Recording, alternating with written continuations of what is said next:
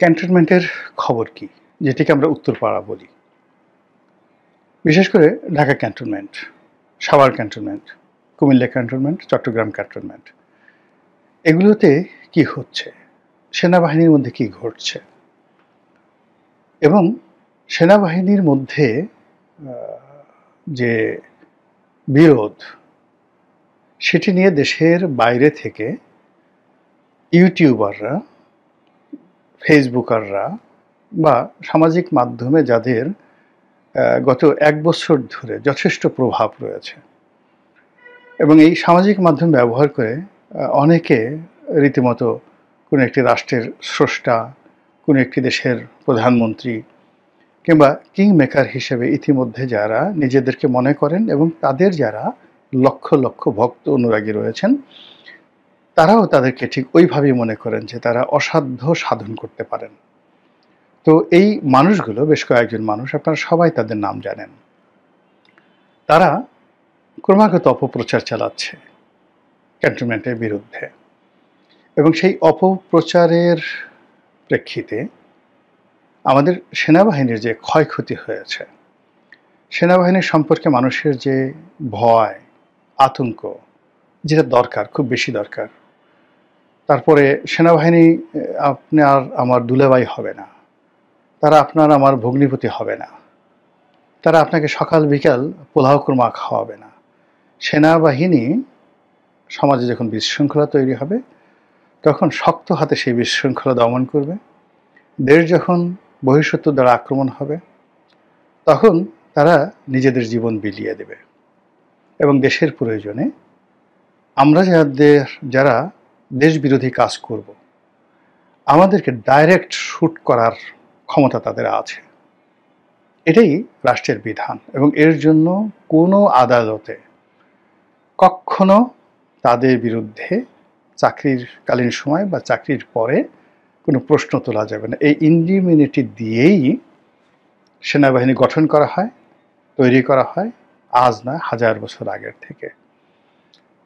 তাদের ভুল হয়, ভ্রান্তি হয়, কিন্তু সেগুলো শাসন করার জন্য, সেগুলো নিয়ন্ত্রণ করার জন্য, সেগুলোর বিচার করার জন্য আলাদা আইন আছে, আলাদা কোর্ট আছে, কাচারি আছে ক্যান্টনমেন্টের ভিতরে।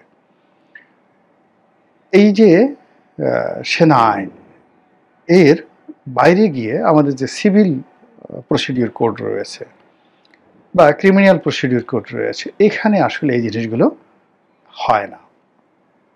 এখন যে কাজটি করা হচ্ছে এই সময়টিতে, সেটা হলো ট্র্যাডিশনাল যে সেনা আইন, সেনাবাহিনীর সদস্যদের বিচার এবং তাদের জীবন আচরণ, তাদের কর্ম, তাদের অধিক্ষেত্র, তাদের বাসস্থান, সব কিছু রীতিমতো সিসিং ফাঁক করে দেওয়ার জন্য গত ১ বছর ধরে এই সামাজিক মাধ্যমে যে ক্রমাগত প্রচার, ক্রমাগত প্রোপাগান্ডা এবং যে ক্রমাগত যাকে বলা হয় উস্কানি চলছে, তার ফলে কি হলো?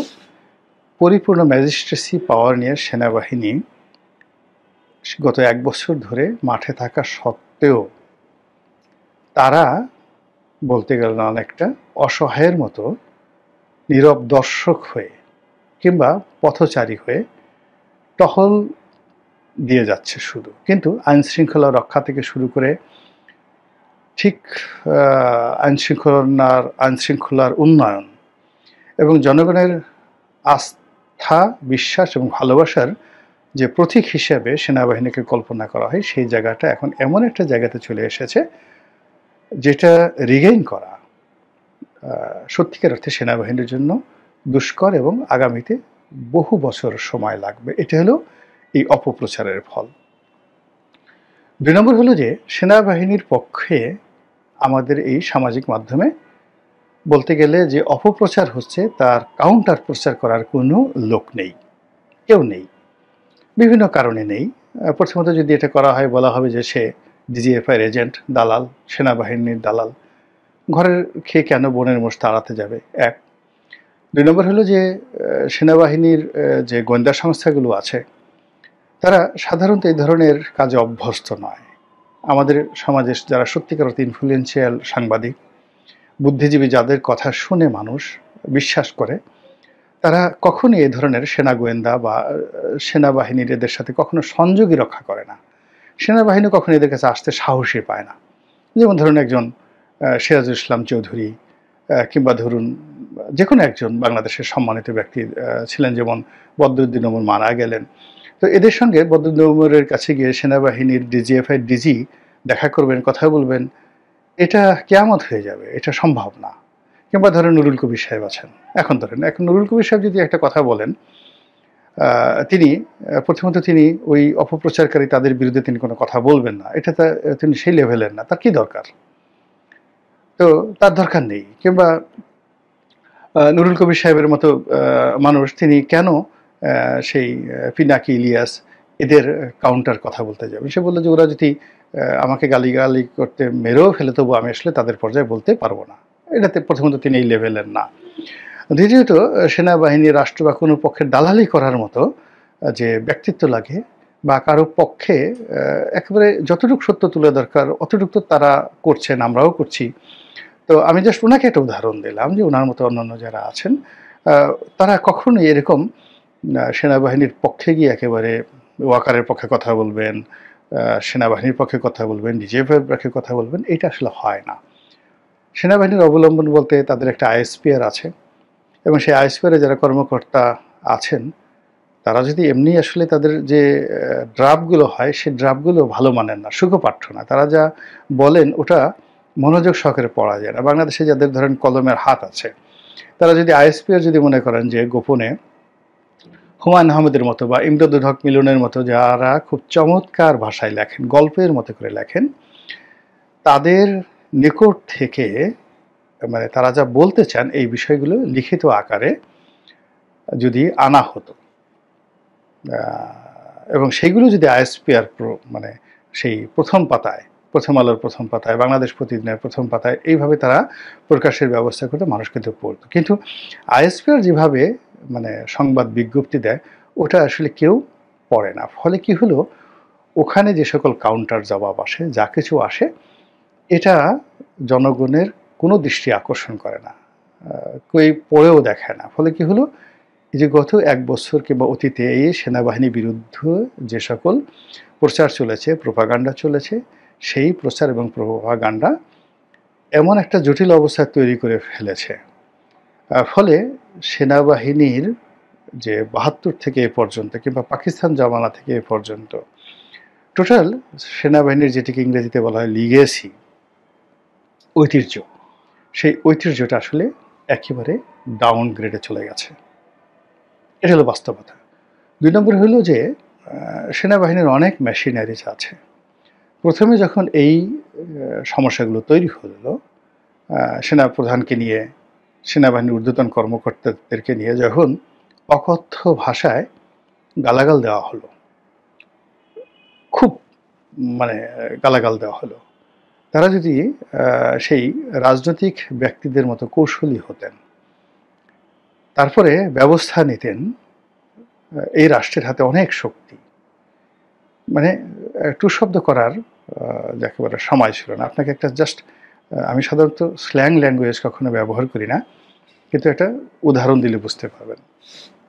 যেহেতু আমরা গার্মেন্টস ব্যবসা করি, একটা বায়ার্স মিটিংয়ে মানে এক বড় গার্মেন্টস মালিকের ব্যক্তিগত অভিজ্ঞতা। তো গার্মেন্টস মালিকের সঙ্গে বায়ারের কথাবার্তা হচ্ছে, তো গার্মেন্টস মালিক খুব শাউট করছে, শাউট করছে এবং খুব কৌশল করছে। আর বায়ার, আমেরিকান বায়ার, মানে ইহুদি। উনি একটা সময় বললেন যে দেখো, উই আর আমেরিকান জিউস, আমরা আমেরিকান ইহুদি, আমরা তোমাদের বাঙালিদের মতো রক্ত গরম করি না, রক্ত গরম করি না। তোমরা তো ঘুষি দিয়ে জাস্ট রক্ত বের করে ফেলো, নাক ফাটিয়ে ফেলো, সঙ্গে সঙ্গে ক্রিমিনাল কেসে পড়ে যাও। আর আমরা ওটা করি না, আমরা তোমার যে বল, যে বিসি আছে, ওই বিসি চেপে ধরি। ফলে হাত উঁচু করে সারেন্ডার করার জন্য তোমরা মানে মানে প্রস্তুত হয়ে যাও, বা মানে আমি যখনই তোমার বিসি চেপে ধরি সঙ্গে সঙ্গে তুমি সারেন্ডার করার জন্য হাত উঁচু করে ফেলো। তোমাকে কি করে শাসন করতে হয় আমি সেটা জানি। এই বাঙালিদেরকে কীভাবে শাসন করতে হয় সেটা আমেরিকান জিউস আমরা জানি। তোমার সমস্ত অর্ডারগুলো আমি এখন ক্যান্সেল করে দিলাম। তো এরকম। তো এখন রাষ্ট্রশক্তি সবসময় যে আপনাকে মামলায় যেতে হবে, মোকদ্দমায় যেতে হবে, সবসময় যে আপনাকে কথার জবাবে কথা দিতে হবে, not like that. There are many procedures. সেই প্রসিডিওর দিয়ে আপনি যে কোনো আপনার যারা প্রতিপক্ষ তাদের মনে আতঙ্ক তৈরি করতে পারেন, আর সেটা যদি আপনি করতে না পারেন, কারো মুখ যদি বন্ধ করতে না পারেন, সেটা তো আপনার ব্যর্থতা।